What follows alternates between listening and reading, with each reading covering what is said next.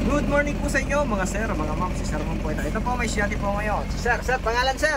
Jonal Bizarra mo. Taga saan si Sir? Marinduque. Yun, malayo-layo. Sino shoutout ni Sir? Shoutout sa mga kasama ko mga driver. Saan bang company ka Sir? Puno and Clear Company. Yan o, shoutout mo din si Utol mo. Shoutout ko rin si Utol yung nag-driving dito din. Pangalan?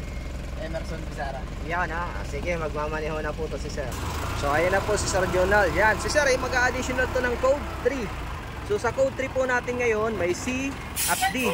So ang mamaneho kasi ni Sir is pang truck lang naman. So code C lang ang kukunin niya. So yung mga gustong mag-additional code 3 at code 8, mag-PM po mga Sir. Sa mga gustong mag-code 3, dapat po yung code 2 nyo 4 na taon na professional. So habol po kayo ngayon, yung promo namin ngayong December sa City, medyo bumaba ng price. Kung gusto niyo nang pagsabayin, ang promo po dapat dalawa yung kukunin na code.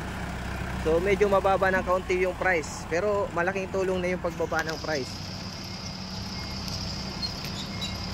Madami pa rin nag-i-inquire sa akin, pag non-pro ba, gusto daw mag code 3, pwede na din ba? Hindi po pwedeng mag additional code 3 pag non-pro po.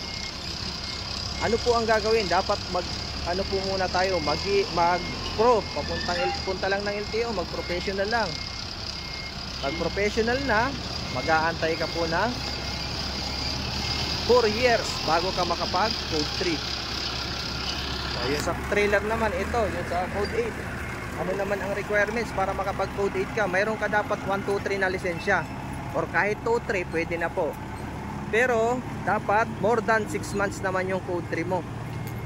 So ibig sabihin, pag bago pa lang yung code 3 mo, pag antay ka lang ng 6 months, pwede na tayong mag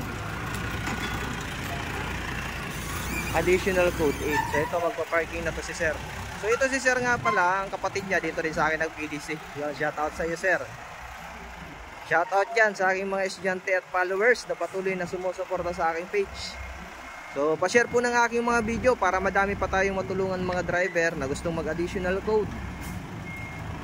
Ito na po kasi talaga yung requirements na hinahanap sa LTO. Yung PDC, Practical Driving Course, na manggagaling sa aming mga driving school na accredited ni LTO. Yan.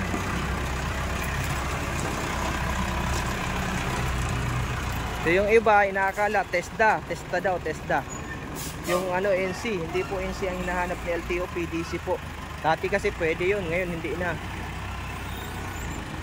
Ito na po talaga PDC. So create si PDC practical para makapag-practice po yung mga driver natin. Yung hindi pa nakaka-experience pagmaneho, tulad nun yung code 8. So kung first time ka doon, makakahawa ka talaga. So training po talaga, kaya practical.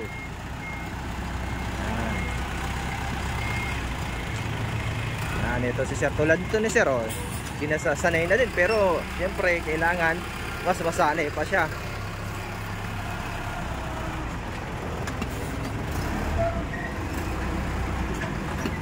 Okay.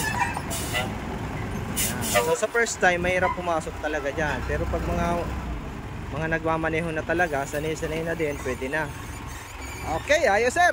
Okay Sir. Thank you Sir. Thank you Sir. Yan po yung mga gustong mag-additional code 3 at code 8, PM lang po mga Sir. Salamat po and God bless po sa inyong lahat.